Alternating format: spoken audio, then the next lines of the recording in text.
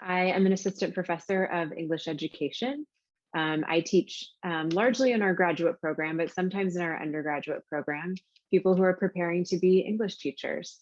I co-coordinate the program and I do a lot for our special programs in collaboration with the Department of Education. I also do a lot of work for my department, middle and high school education, in clinical practice, building relationships with local schools, doing professional development work for them, as well as finding some synergy between finding great homes for our teacher candidates to do their practicum and their student teaching, and also offering support to those schools so that they can continue to grow.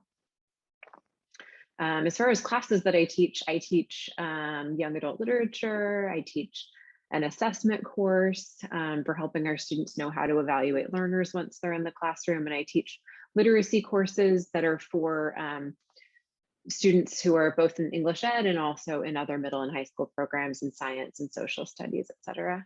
So my background is in adolescent literacy and multimodality, thinking about how people learn and make meaning across different modes. So not just restricting literacy to print and what's written on the page, but thinking outside the box and thinking about composing across multiple modes.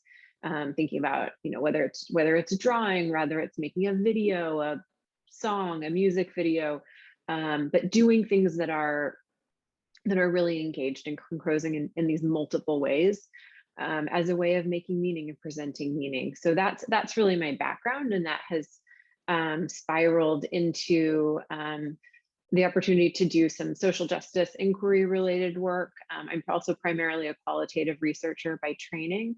And my research has really been rooted in youth participatory action research, which is a framework for doing research that utilizes community knowledge, that really values the knowledge of people who have lived inequities and injustices, and asking what they think about it, rather than outside researchers coming in and just collecting quantitative numerical data and walking away and doing whatever with it. It really asks people to study their own communities and find solutions. At the school, I was able to both study my own classroom, but then once I moved on to Lehman College and was working in a university, I was able to work with other teachers in the school, largely English teachers who were also teaching this qualitative research course that I had built.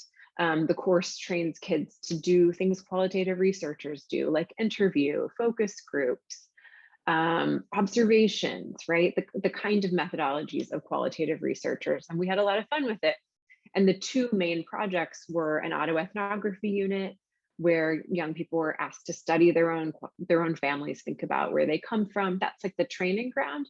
And then we took and applied that to a later social inquiry project, which was a youth participatory action research project, where young people were broken into teams according to their interests, things that they wanted to study. So those were often social inequities within their communities, often connected to race, gender, sexuality. So they would ask questions like, is our school a safe place to come out? Or what is the impact of high stakes testing on our community? Those were a couple of things that we wrote about. I have been working for the last couple of years with some of our alumni at DeWitt Clinton High School, who are doing really engaged social justice work and want to do it even more. So we're working on building inquiry-based curriculum for them so that students can work in research teams and ask their own research questions. In particular, I have a project going right now where students are going to be studying the effects of COVID-19 in the Bronx. One of my tenets is always that I want there to be some element of choice. So we will be circling around that topic. So maybe they will look at food insecurity. Maybe they will look at the pros and cons of online schooling, right? There are some students who really appreciated it, and many, many more for whom it was really difficult. And look at how it impacted their families, right? So really kind of unpacking, like, we all can refer to the disparities, the ways in which the Bronx was so disproportionately impacted by the pandemic, but having young people on the ground being able to ask those questions and really document what people lived and experienced, I think will be really powerful and really important. And I'm going to be working with a teaching artist from the Bronx who will help young people make sense of those ideas and present them and share them with the community. So right, so we have this really academic work, and we also work really hard to share it in a robust and thoughtful way. So we'll be doing that work this year.